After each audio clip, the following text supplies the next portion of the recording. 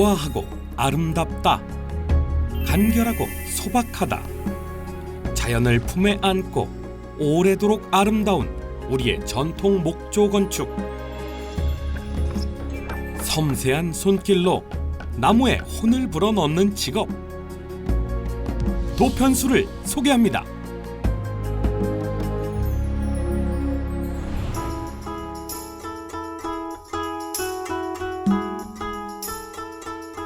마무리 공사가 한창인 충청남도 아산의 한 사찰인데요. 몇 달 동안 하면서 그래도 이 정도면 뭐 잘 됐는데. 작업 상태를 감독 중인 이분이 바로 오늘의 마스터 한진석 도편수입니다. 저는 22년 동안 전통 한옥 목수 일을 하고 있는 한진석이라고 합니다.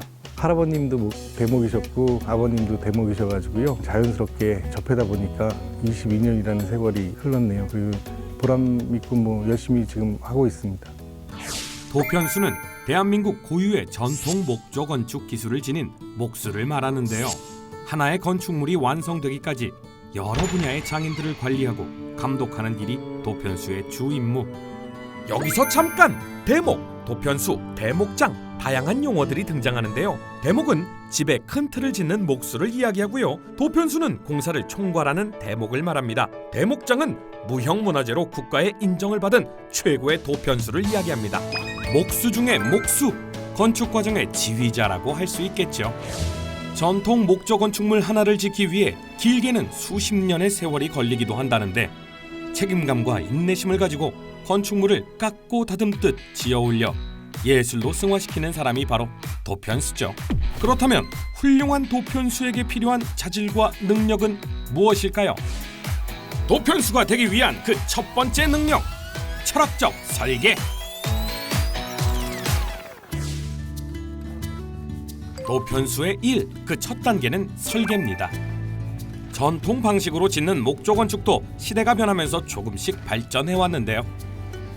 우리 고유의 건축 양식에 현대적인 감각을 더해 새로운 디자인을 창조해내기도 한다네요. 이제 어쨌든 한옥이라는 게 안곡과 안어기곡에 있어서의 그 곡선이 중요하거든요. 처마를 너무 많이 빼면 지붕이 무거워 보이는 부분이 있고 또 그랬다고 그래가지고 처마를 좀 덜 빼면 가벼워 보이는 부분이 있어요. 그래서 그 부분을 최대한 집의 뭐 평수나 크기에 따라서 적당하게 하는 게 이제 관건이라고 생각을 합니다. 전통적인 아름다움을 살리면서도 현대적인 생활 방식에 맞는 집을 짓기 위해 도편수는 끊임없이 고민하는데요. 도편수가 되기 위한 그 두 번째 능력, 나무를 보는 눈.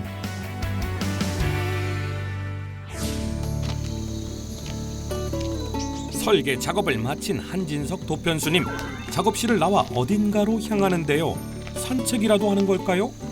여기 그냥 육성이 있네. 여기 그냥 조선 소나무도 있고 육성도 있고 좋네. 여기 이런 나무들이 이런 데 있었네.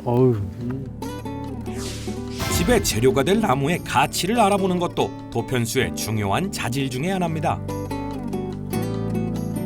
조선 소나무라고 그러죠. 옛날 이제 우리나라 소나무 오리지널. 한옥은 나무가 차지하는 부분이 90% 이상이 되잖아요. 그러다 보니까 그 부분에 있어서 이제 우리나라 소나무를 썼냐 아니냐가 큰 차이가 있죠.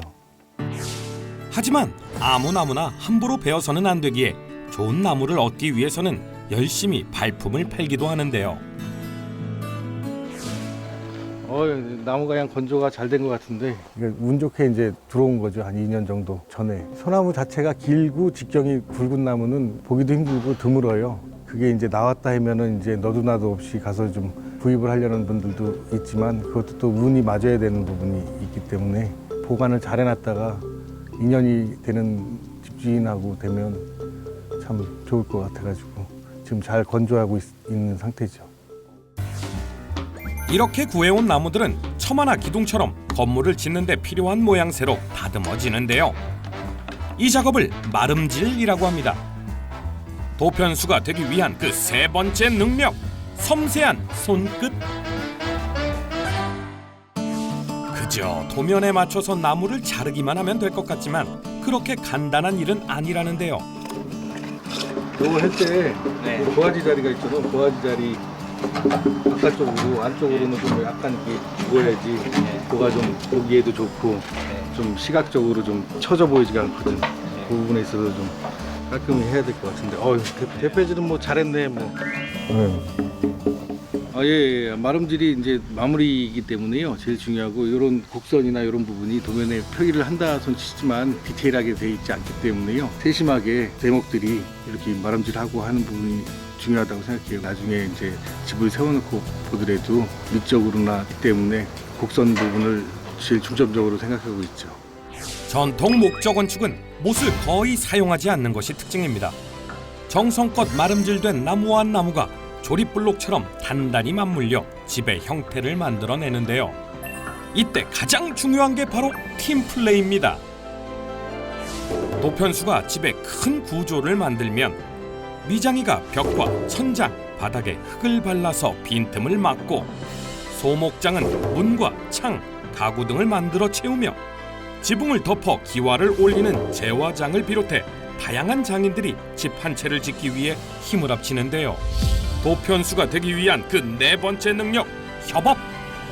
많은 부분을 차지하고 있지만 그래도 이제 기초부터 해서 뼈대를 세워줘야만 다른 분들이 하는 부분 따라오는 부분이 있기 때문에요. 협업을 해가지고 해야지만이 그 한 채의 그 한옥이 완성이 되거든요. 10개 현장이라면 뭐 도편수가 뭐 거의 한 70~80% 이상이 되기 때문에요. 중요하다고 생각을 하고 있죠. 나무와 나무를 이어 집을 짓듯 사람과 사람 사이를 연결하는 일. 이들을 한데 아우르며 함께 일해 나가는 것이 도편수의 중요한 임무입니다. 그리고 또 하나 빠질 수 없는 것. 건축 과정에 다양한 제사의식을 주관하는 것도 도편수의 일입니다. 그리고 마침내 자연에서 건져 올린 재료들이 도편수의 손을 빌어 아름다운 한 채의 전통 목조 건축물로 태어났습니다. 제일 첫 번째로는 어쨌든 무사히 뭐 뒤에 있는 건물이든지 간에 완공을 했을 때가 제일 보람이 있죠. 예.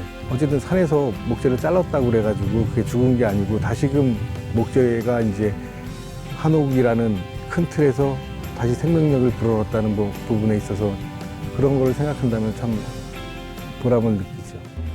잠깐 주목!